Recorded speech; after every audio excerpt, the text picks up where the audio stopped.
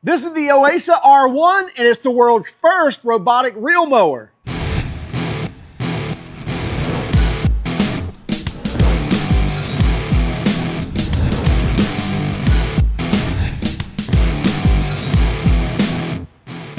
Oasa reached out to us and asked if we would review their R1 reel mower. It's the first in the world that's a robot and also has a reel for a blade. So not a rotary blade, but a reel, which is going to cut your tighter grass a lot better. So when you're really wanting to keep that tight turf and that Bermuda, zoysia, tight turf like that, and you want it nice and low and cut clean, then you really need a reel mower, and they're doing it with a robot.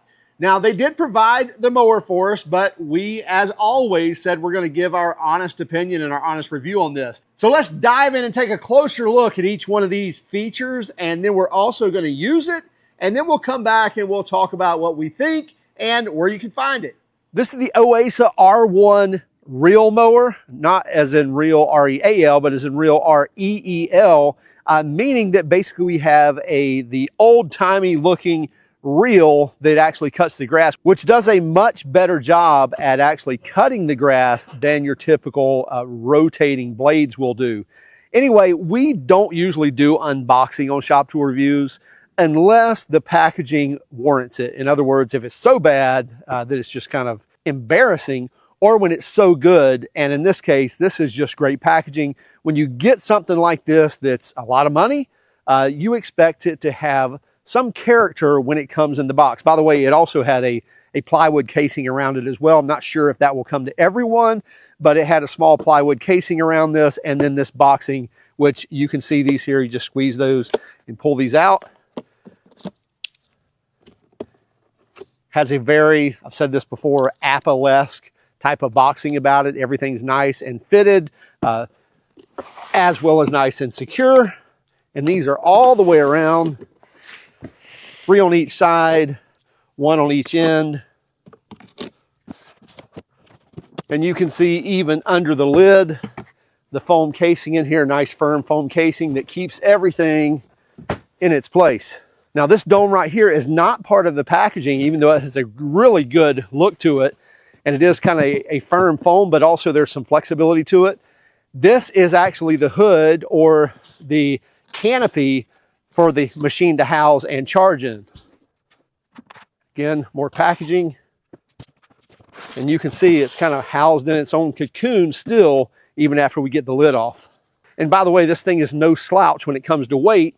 Now this should be able to pull out. Yep, looks like this may have gotten pulled up. Probably needs to be down here. I'm assuming this is kind of like a grip as it goes to walk or pull into the canopy. I don't know if that's just lighting or if that's actually like a barcode that it's reading as it pulls in to know that's home. We will find that out shortly. This is kind of a translucent cover here. So you can see the Oasa name there. I'm not sure where all the electronics are. Okay, there we go. Wow, so everything's nice and compact here. You have a cord wrap in here. So obviously power cord. And I'm assuming you can leave as much of that wrapped as you want to. And then I think I'm going to go ahead and connect this. I may have to come back and undo this, but this makes sense here. And by the way, there's a little tang there so you can't mess this up. And screw that together so you get a nice watertight seal. Not sure how much of this. It looks to be about 50 feet. We'll come back later and give that amount. And that card that came out when we unboxed it, I think is kind of a quick setup. Set up base station, turn on device, set up Oasa app, create lawn mowing map. And I'm sure just like any electronics, you probably want to check and make sure. Oh, this is cool too. I like this. So not only does it have a place to wrap the cord, there's also a place to route the cord.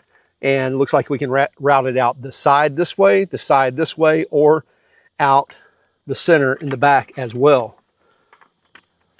I love that when companies actually think of that. So many times I feel like you have cords and there's nothing to do with them. And then we can put our hood back on. And it looks like not only does it sit in here, but there's holes right here on the ends that attach to these round pegs right here as well. So slide it in, push it on those pegs. and that fits rather nice. Now let's go ahead and take this back off so we can get a better view of this. Now I do want to mention, they mentioned an accessory kit, which I did not find. And I looked here, and it's their fault for packaging this so well. Now, I'm just kidding here, but you can look, and under this pad is tucked away this little accessory box, which I think's got the, so basically the 6 lawn spikes or the 8 lawn spikes that you can use to install this into your lawn. So don't throw this away too quickly. So let's take a little closer look at the R1, and we'll flip this up on its edge here to get a better look.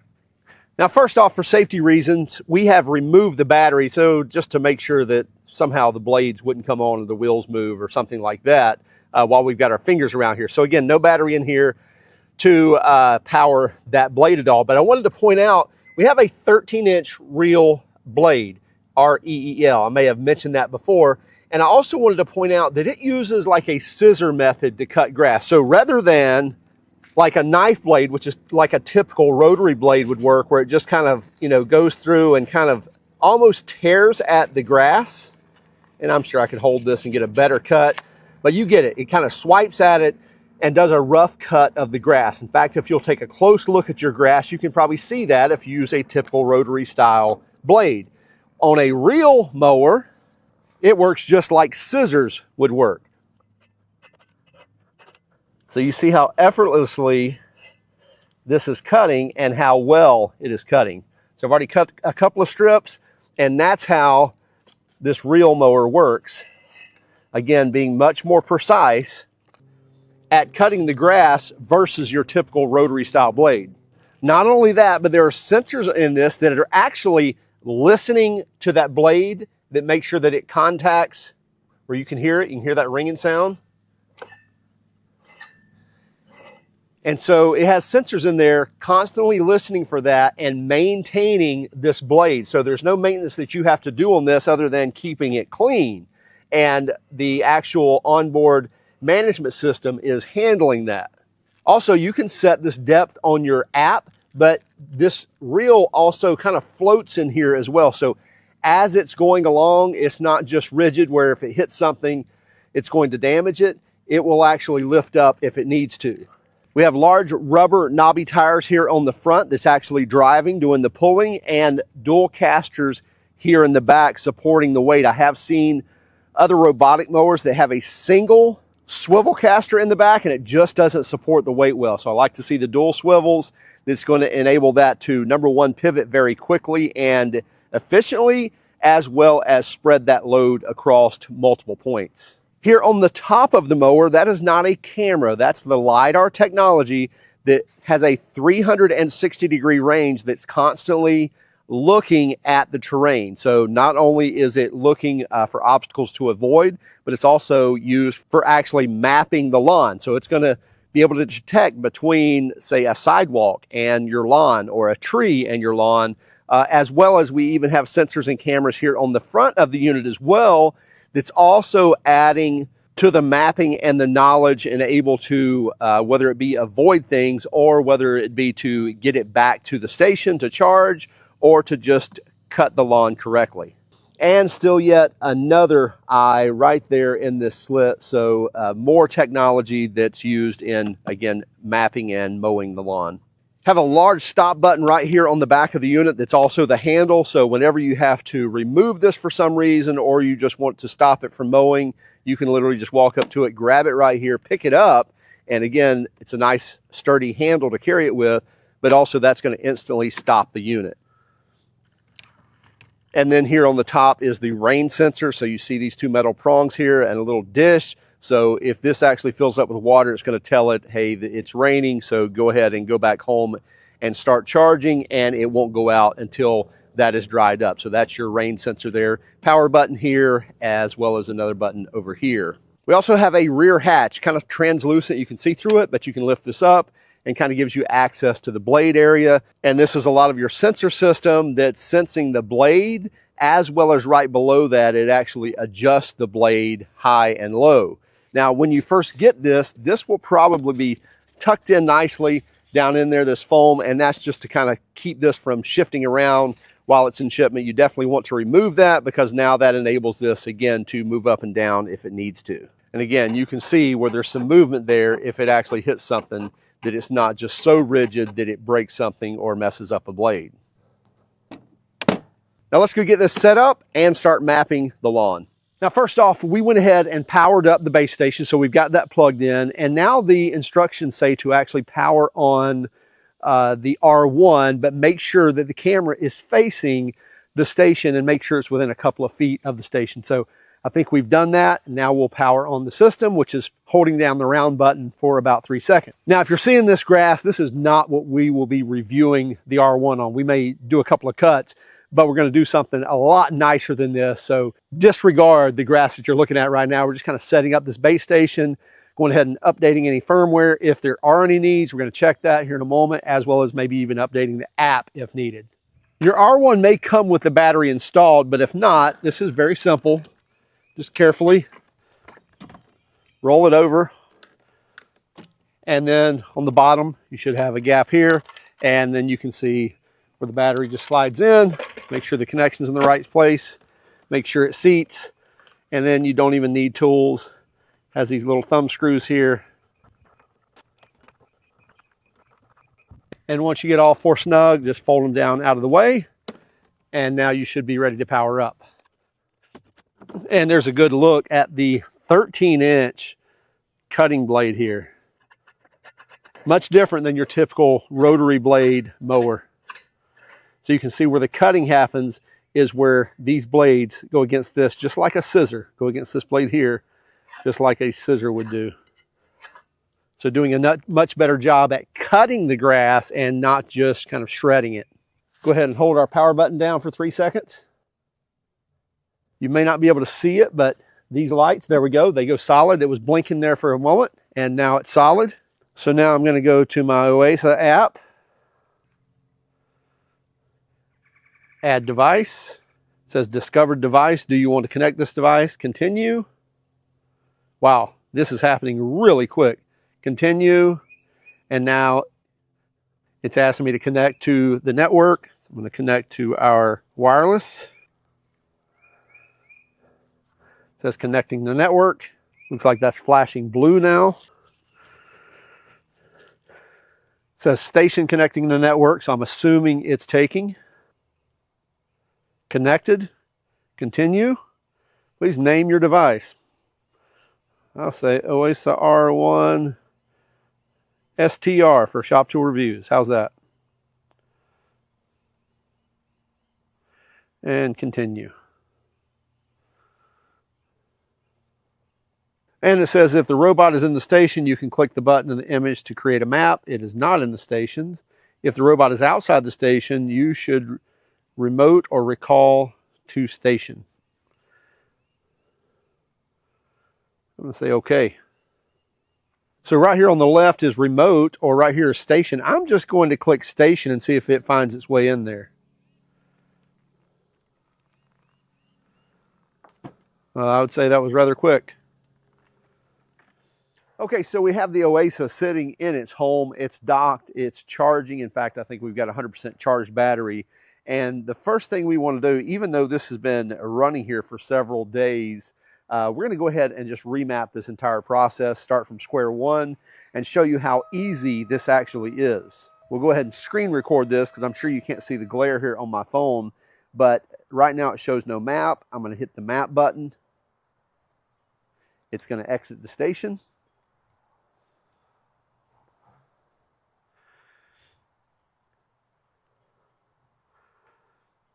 Now it's saying prepare mapping.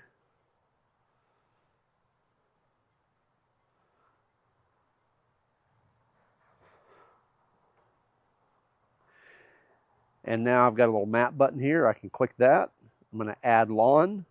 It gives me some pointers here. I'm just going to scroll through that to the last page and say okay. And now I'm going to click start. Now when I click start, I can drive this with the remotes. I have a side to side here, forward and back right here. Or there's a little A button right there that means automatic. I'm going to select the automatic.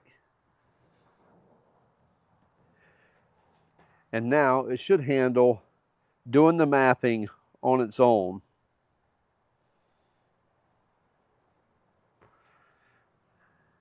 We should see it just border this property and identify all the borders surrounding it, from sidewalks to hedges, different plants, things like that. And if there are no boundaries we need to draw them, we can manually operate the mower with the remote mode.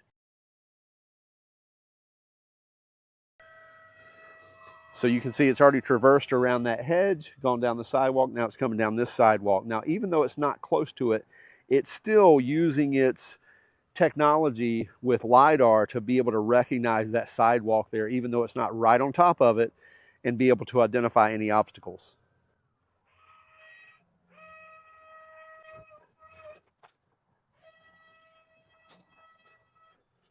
So we'll see it map this entire perimeter, and then we will come back and add the section along the road over here as a second zone. And you can see how it's just following that path and identifying that sidewalk and mapping itself. I'm not doing any controls to it. It's handling this all on its own without any input from me. Now, when it gets back to its start position, it's identified that now, and so I can say finish, and so it's going to finish this section and save, and now it's going to save that as a lawn, and now I can go back to my mapping, and I can say I want to add lawn. Well, before I start, I'm going to drive it over to the boundary of that second lawn or that second zone.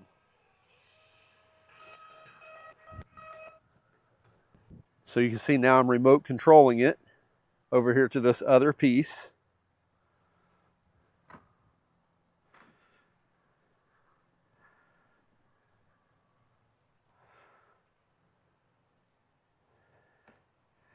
And now I can say start.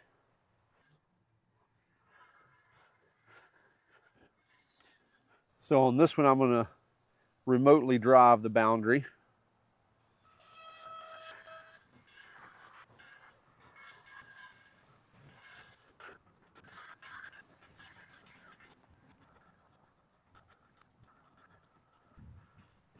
And then once I'm done, again, I'm going to hit the finish button, save.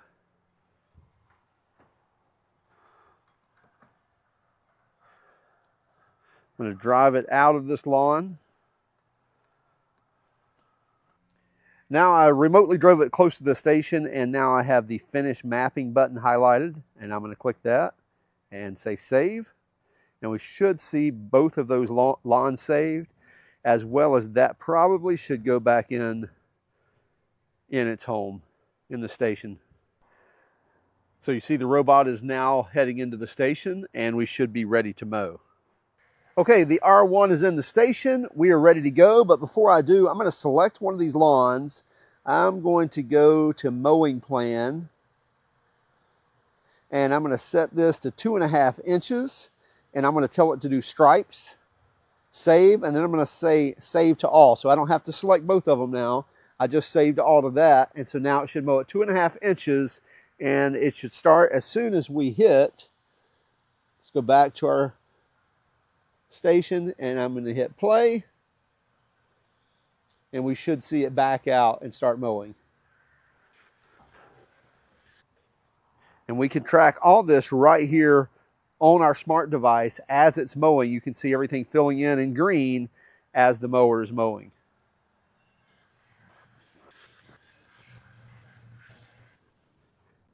Now you'll notice that even though it didn't get that close during mapping, it still saw the boundary, and it's getting much closer now as it's mowing to the edge than it did when it mapped. We'll see it navigate this corner here, and then we'll just go to a speed up video where we can watch it do its thing in whole. Now it's continuing to optimize that map as it mows as well. So every time it comes out, mows more, it's gathering more data as it's mowing. You can barely hear the reel turning. Now this was a beautiful home where we set up this Oasa R1, but the Bermuda had been kept very long. In other words, it was at like 3.5 inches, which is somewhat longer than you want to keep that. Now they were using an older wired system rotary mower to keep track of that. So we couldn't just whack it down at first mow with the R1. We had to cut it at 3 inches, and then we came back and did it at 2 3/4 inches, and then 2.5 inches. So slowly we'll work that down to make that turf a lot tighter without just scalping it all at one time. And then we'll get that down to that 1 inch range. So this will do from 0.8 inches all the way up to a 3-inch cut. And you can program all that in the app. Now, in the few weeks that we've had this, we actually worked with the developers at Oasa to make this even better. And I will tell you, they were excellent in being responsive. And some of the hiccups we had, they took care of that right away. So this is a work in progress. It works great. It cuts really well, but there's some features that are going to come along that are going to make this even better. It switched into hover mode here where we had it mapped to hover. You see it now hovering over the sidewalk and the lawn. So you can have it mapped in hover mode, or when it gets about halfway up, it should switch back over to the regular mode that we mapped in.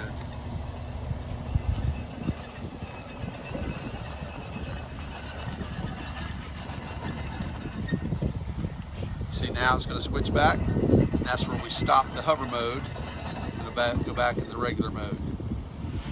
So if your lawn is even with the concrete or the road, you can definitely do the hover mode, but if you've got a big step, you may not want to do that and leave it in the off-road mode. And they're also going to add where you can actually have stripes running one way one day, the next day it cuts the stripes running the other way, the next day maybe add a diagonal. So those are all features they're going to add to the app. So by the time these things actually hit production, this will be a fully developed machine. As far as cut quality, it did very well. As far as the mapping is very easy to do. You can basically hit the automatic and it's going to map out everything as long as you have boundaries. If you have a place where you don't have boundaries, then you can basically turn it off of automatic, go back to your remote control, remote it where you want to, but it's still sensing everything around it even when you're remote controlling it. Now the hover feature is a really cool feature because you can actually straddle the line like on a sidewalk or a road like we showed you. However, in the off-road mode where it kind of stays on the grass, it's not going to get all the way to the edge. That's where you're going to have to come back with a string trimmer or something like that. But if the lawn is level with the road, you can do the hover and actually split that to where it's straddling the road or the sidewalk and the turf and be able to cut all of that without having to come back with anything. So look for this. Right now they're doing a Kickstarter campaign that I believe is about to launch or is just launched, where you can buy these and be an early bird and buy them for somewhere, I believe, in the $1,200 range. Now that's definitely going to go up when they hit production because there is no other unit like this out there.